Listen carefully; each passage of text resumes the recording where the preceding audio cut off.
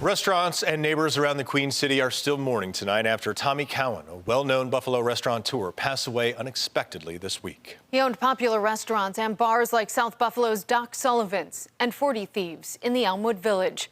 Our Dylan Morello spoke with a few people today who say Cowan changed their lives. Dylan. Dave and Kelsey, Tommy Cowan wore a lot of hats here in Western New York's hospitality scene. Close friends I spoke with today tell me that in the city of good neighbors, Tommy Cowan was one of the very best. In the 8 years of just knowing him, he's just always been just so positive and just, just such a friend. I mean, if I think of Buffalo, that's who I think of. Tommy Cowan was 44 years young when he passed away on Monday. Cowan was the owner of South Buffalo's Doc Sullivan's and 40 Thieves in the Elmwood Village. Both restaurants are closed until further notice to give those close to him time to grieve. As great as I could ever be, I don't even think that I could ever even fill half the shoes of Tommy. Cowan was also partial owner of Patrick's Rooftop in downtown Buffalo. Jason Fries, the GM of Patrick's, tells us this loss is extremely hard for him and that Cowan was one of his best friends. Other restaurants in the area took to social media this week, showing how much Cowan meant to everyone. Lauren Paveljak, owner of Potter's Field Restaurant and Pub in West Seneca, tells us she wouldn't be where she is today without Cowan.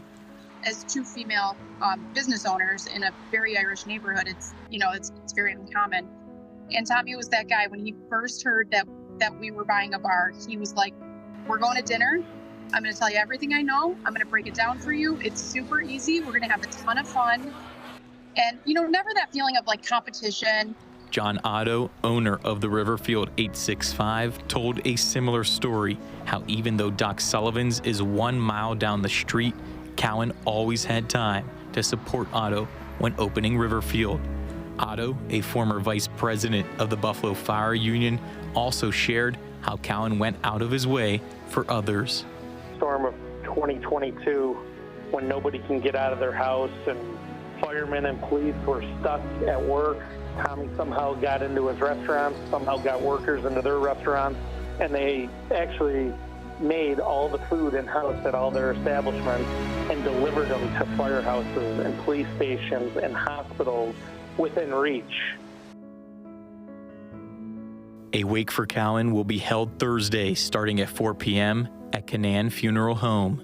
A celebration of his life will be held at 10:30 a.m. Friday at Our Lady of Victory Basilica. If I could be half the owner that he was, then I would feel amazing about myself. When you say City of Good Neighbors, I mean, he really exemplifies that.